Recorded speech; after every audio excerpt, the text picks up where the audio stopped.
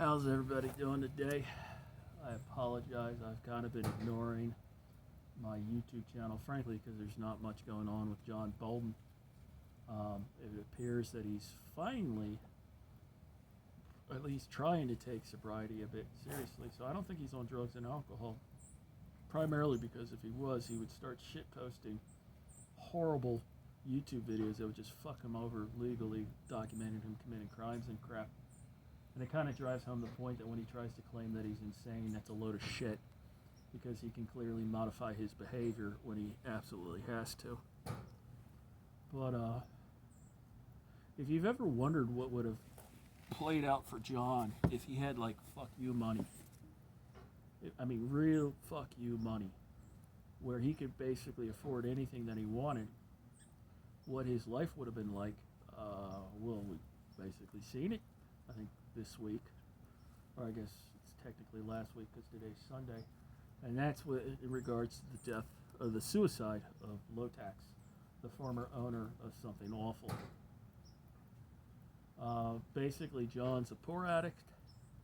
Lowtax was a rich addict. For full disclosure, I used to be a Something Awful user way far back in the day. I basically left the website a couple of months after they started charging people $10 to have an account. As I recall, I think I was grandfathered in. I don't think I ever gave Lowtax a dime. Now, I'm not going to sit here and do what a lot of people have done, where they fucking talk about how amazing Something Awful was. Because in reality, like 99% of the crap on Something Awful, even in its heyday, was just like utter garbage. It was like 4chan. Most of the shit that got posted was just kind of fucking cringe. And I know a lot of people say, well, you know, if it wasn't for Something Awful and Lowtax, we wouldn't, like the internet, like all the memes, and if Something Awful didn't exist, it would have been another website. You know what I mean? It's no different than if like Wikipedia didn't exist. Something else besides Wikipedia would have naturally formed and would have served the same purpose. The whole reason I ended up leaving was not only did they start charging you for an account, what they had was, I think it was like $20 to change an avatar. But it wasn't just to change your avatar, it was to change anyone's avatar. And so what I was running into was, it only happened like once or twice. No, it was more than once or twice. But anywho, like the way I was in the military at the time, so I would have to ghost the internet for long periods of time. And whenever I would pop back on, I would find my account was suspended or something. And it was usually because my avatar was something that was like really inappropriate. So you contact the mod, be like, look, can you change it back and unlock my account? Because like clearly I am not, why would I set my avatar to be goatsy kind of thing? And they would fix it or whatever, and they wouldn't charge me for it, but it was kind of annoying. And what was happening was there were people going around just trying to fuck with random users doing that. But I think it was like this third or fourth time that this happened that I got a reply back from somebody at the website, and I don't remember who. It might have been Lowtax himself, for all I know. I don't really remember very well, but basically the response was to rip on me and tell me to fuck off because I wasn't paying for the site because I was too cheap to spend like $10 to use the site. And from then I was like, okay, I'm gone. You know, like I'm not paying money to regularly have my account fucked with. And like at that point, you started really recognizing how the website was becoming very, very glutted and difficult to use. Like the search function never worked and shit. The other thing was that the culture of Something Awful was getting really cringe. Like the whole Goon Squad thing, I thought was always so freaking stupid. I remember when there was a big deal about how they were going to have the first ever Goon meetup in Las Vegas. It was a big deal. Everybody was so excited for this. I remember thinking at the time, I couldn't imagine a worse fucking vacation than to pay money go to Las Vegas, stay at an overpriced hotel, and then hang out in like a conference room of a hotel with a bunch of online neckbeards. It's like, shit, I'd rather. It sounded like going to a fucking Star Trek convention. It's like, no thanks. Like, if I'm going to have to go to a place that's going to be filled with, like, dudes and dorks, I might as well just go on employment. I get paid to do that at least. So, like, I pretty much just moved on to something else after that. And then, from my understanding, the moderation got even worse and all this other shit. But the thing that's so fascinating, I guess not fascinating, but kind of pathetic, is like Lowtax had so much money and shit. And you can kind of see the difference between Lowtax and John in that, like, John can only abuse the medication he gets from the VA, and then he has to subsidize that with alcohol and, like, meth that he can buy off the street. Whereas Lowtax could afford prescription medication. Now, this was not his prescribed medication. If you get a chance, go to his Gaming Garbage YouTube channel and just check out the last 1 or 2 streams that he did. And just look at him. He had been abusing opioids and other medication along with alcohol for so long that his motor functions were shot. Like, I don't think Lowtax could actually drive a car at this point. And if he walked into any doctor's office in the condition that he was, no doctor is going to give him a prescription for fucking aspirin. No doctor is going to risk their medical license along with their personal freedom by being a pill mill for somebody like Lowtax. But since he had the money, he was probably buying shit off the dark web in bulk. You know, if you're going to be a drug abuser, especially an opioid abuser, you want to have the money to be able to afford the pills because, you know, it's pharmaceutical grade quality and you know exactly what's in it. That said, I'm sure his liver was fucked. His brain was definitely fucked. Anyone out there that's like, well, Lowtax should have just gone to rehab, I'll tell you this right now, Lowtax couldn't survive rehab. Like, he would have to go to detox first. And some of the guys I work with that are long-term opioid addicts and heroin addicts, like Lowtax, detox and rehab is not pleasant. Like, I think Lowtax has probably at that point fucked his nervous system up so badly that sobriety would have been probably painful for him, like physically painful. Like his nervous system didn't work right anymore. The other really, really super nasty side effect of long-term opioid abuse is that it destroys your brain's regulation of dopamine. I'm sure everyone knows about Anthony Bourdain and how everyone was shocked and surprised that Anthony Bourdain, out of the blue, hung himself, committed suicide. And a lot of people came out with hot takes like, oh, how selfish of him. He had a daughter, he had a successful career, successful life. I wasn't surprised by it. And the reason I wasn't surprised by it is that in the past, in his autobiography, and anyone that's ever worked in the food industry will tell you, restaurants have a lot of drugs going in and out of the kitchen. And Anthony Bourdain's been open about the fact that he was a heroin user for a number of years. And you hear about this all the time with these heroin addicts where they're clean for like up to a decade, and then out of the blue, they take a hot shot.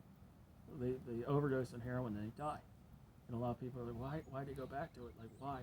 He must not have realized his tolerance or whatever. No, they're committing suicide because long-term opioid abuse leads to chronic, severe, debilitating depression. It comes in waves, and when it happens, it's incredibly painful and very difficult to deal with, and you can't see the end of the tunnel. And I know a lot of people are like, well, why didn't you know, like in Anthony Bourdain's case, why didn't he ask for help? Well, that's the cruel thing about depression. It encourages you to do the worst thing possible, which is to sink in on yourself and get lost in your own head and so on. So I wasn't surprised by Anthony Bourdain. Now, I will say this, I don't believe that Lowtax committed suicide because he was going through withdrawal or anything. I guarantee you that when they do the autopsy on Lowtax, and when they go through his possessions, he's going to have a pharmacy in his house, and His autopsy is probably going to be very interesting. I bet you his liver was 3 times its normal size. I bet you he had heart disease to the extreme. I'm willing to like if there's anything left of his brain. I don't know how he shot himself, but I mean, his brain was mush and shit. But I think the reason that he committed suicide was because the courts had just ruled on his latest divorce case. God, the guy. I will say this right now. I can understand the first wife not realizing what she was getting in on. Like, I think it was his third ex or whatever. Like her, I have no idea what she was thinking getting involved with somebody like Lowtax. Because all the warning signs are. By then, he was barely functional. But my understanding was he basically did everything wrong possible when it comes to a legal case. Pro tip to anyone out there: I am not a lawyer. I'm not a lawyer, and this is not technically legal advice. But if you're ever involved in any kind of criminal or civil case, don't talk about it. Don't talk about it. Don't talk about it to your friends. Don't talk about it to your family. And certainly don't get really high and drunk and rant about it while live streaming to the world. I bet you Lowtax's lawyers had a love-hate relationship with him. They probably loved him because he dragged everything out, and they got a lot of billable hours out of him. But they probably hated it because he was constantly causing them issues in court. Now, my understanding was one of the issues was that they were supposed to be like a marital relief fund or whatever. He was supposed to set aside money for the ex and the kid. And in his drug-addled brain, he decided to blow all that money on stupid shit so that her and the kid wouldn't get anything. And then try to hide assets and claim that he's like a fucking pauper and shit and all that stuff. And the court came down on him incredibly hard. Because, again, he was doing everything. He was pretty public about the stupid shit he was doing. And so my understanding is the court came down and said, okay, well, you weren't supposed to spend this money, so now we're going to garnish like 80% of your income for the next fucking 20 years, you dumbass, and yada, yada, yada. And I do believe that Lowtax was probably drunk, and he was probably really high when he shot himself, but I believe that the reason he did that was as a final fuck you to his kids and to his exes, which I can't fathom doing. Mainly because I've never been divorced. I've only been married, and I've been married to the same woman the whole time, but I do have a very young son, and I can't imagine doing anything in my life that would place my son's future at jeopardy. For example, I used to really enjoy hunting and fishing and canoeing and camping. I do most of that, but I don't do hunting anymore. And the reason I don't do hunting anymore is I've had enough issues hunting on federal land where there's like some idiot hunter who took a pot shot at me because he's intoxicated, and he's just any movement he sees, he takes a shot. And so once my son was born, I kind of was like, okay, I really enjoy hunting, but I'm not doing this anymore because it's a cost risk analysis kind of thing. And if something happens to me, it's going to be devastating to my son, and my priorities have changed. There's a real parallel between John and Lowtax in that I firmly believe for both of them, the one thing they could have done that would have prevented them from going down the path of heavy drug and alcohol abuse and just acting like an idiot on the internet, if both of them got jobs. If Lowtax had just sold the website and moved on and got another job, or stayed on with the website, but fucking did something other than just staying in whatever house he was living in and doing a shitload of drugs and alcohol, something to give him structure, a regular sleep schedule, interaction with people off other than on the internet, Lowtax would have probably been a lot healthier and happier. I know Lowtax would completely say like he had serious neck issues and so on. And he got all these people to pay for his neck surgery and shit. My understanding is he never did any kind of physical therapy for anything. Like, it became an excuse to use more pills and stuff. I will say this: I understand the issues that Lowtax went through, mainly because I was seriously injured in the military, and because of my serious injury, one of the things that I developed is severe issues with my lower 3 vertebrae. And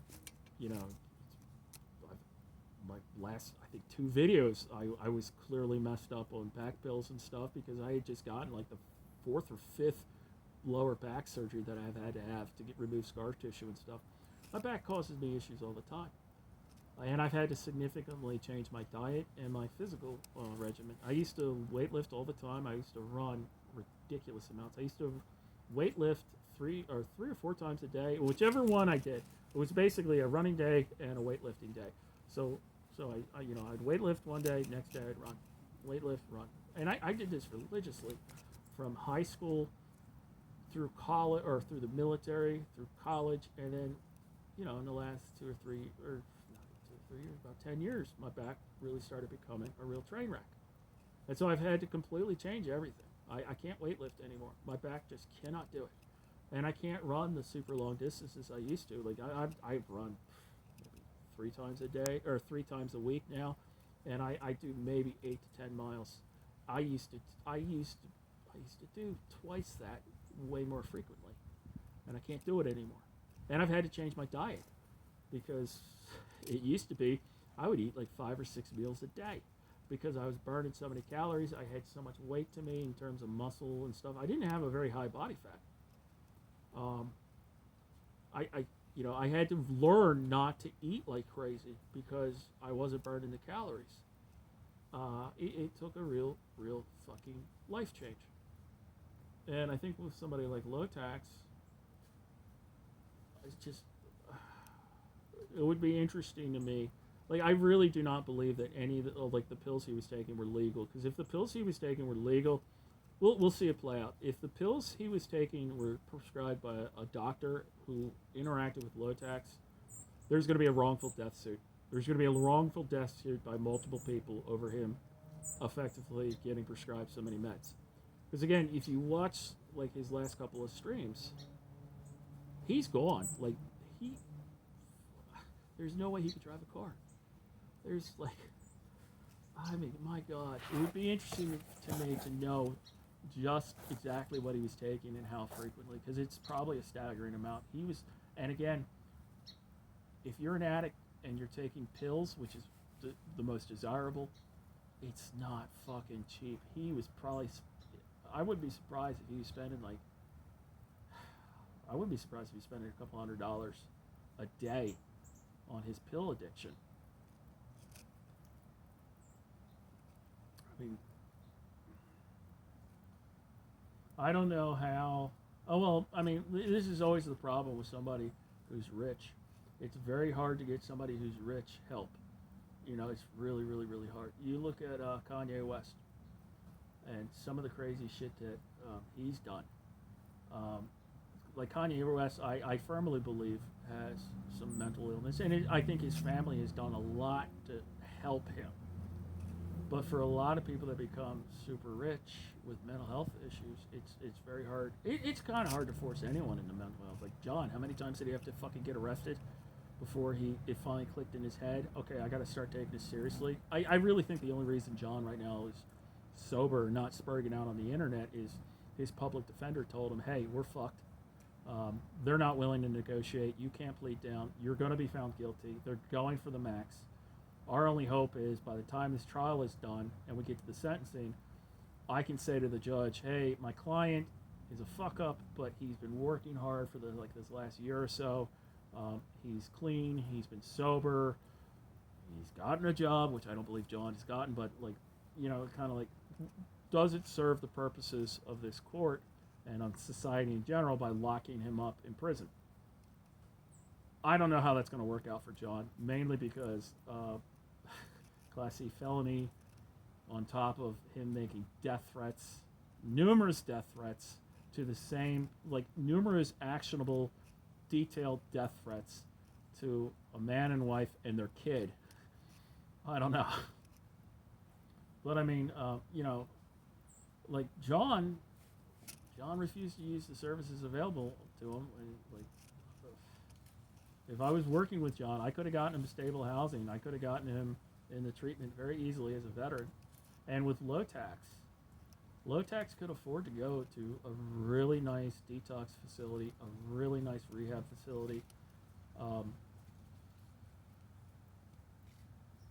I would even say, like, you know how Lowtax always like he was accused of like beating the shit out of like his spouses or whatever. I wouldn't be surprised if like Lowtax legitimately didn't recall ever doing any of this shit, because probably he was just blacked out on pills and alcohol. Like, I wouldn't be surprised if Lowtax couldn't figure out what he did the prior day on a regular basis, because I think he was blacked out on pills and alcohol constantly. Just fucking A. And again, there's no way Lowtax could have gotten sober on his own. He would. Um, there is some kinship between me and Lowtax, because when I finally hit my limit, I was a functional alcoholic, and I agreed to go to rehab. I remember the doctor telling me, "You're not going to rehab. We got to send you to detox first," because at the time I had a catheter in me, I had an IV in me, and they were pumping me full of anti-seizure medications because I was going through alcohol withdrawal. And it's a hard hit to take to your ego when you're in a rehab facility. Like, it's not fun. You lose your coping mechanism when you're grasping at straws and shit. But it's just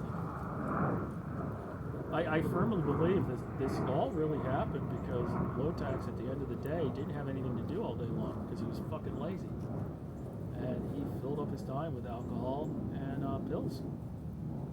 And I mean, I firmly believe that he had a legitimate neck issues, but he never did anything to try to fix that. Like, I'll tell you this right now, as somebody that has spinal problems, you know what the first thing the doctors say to you is, you've got to get your weight down. This is what my doctor told me, and at the time, I had like, I think I had maybe 9% body fat. The first time I started talking to veterans doctors, VA hospital doctors, about how bad my back had gotten.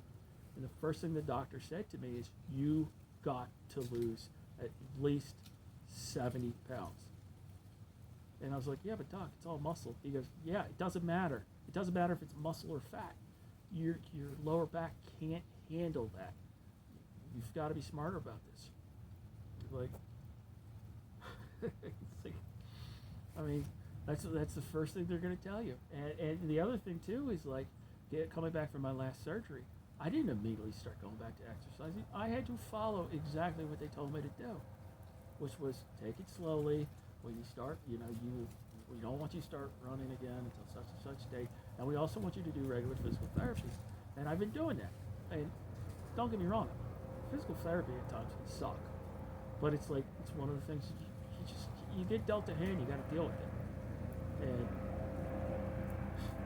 I feel bad for Lowtax's kids. I think Lowtax, sorry,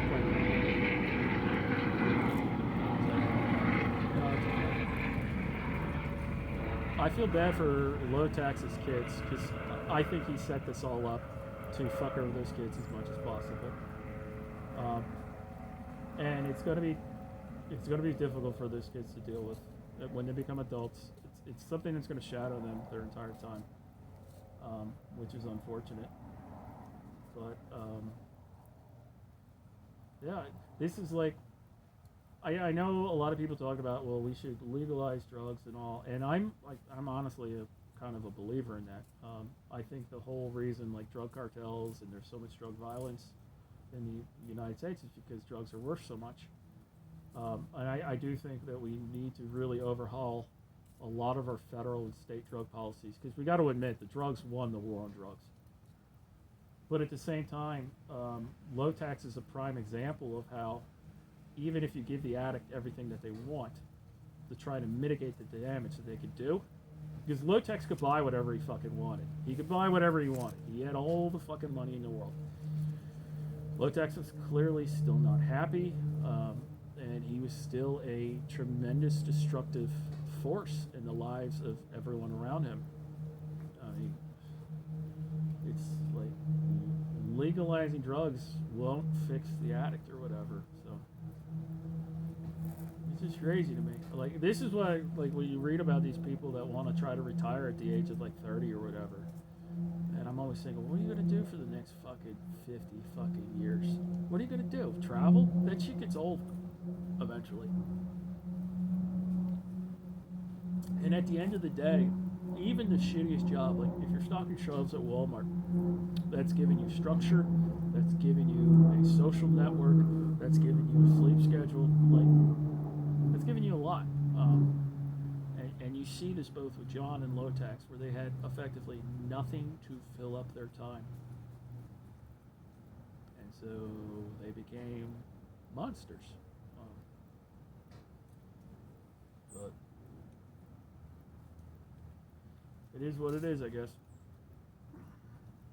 It is funny to me seeing all these people like coming out of the woodworks, doing live streams and shit.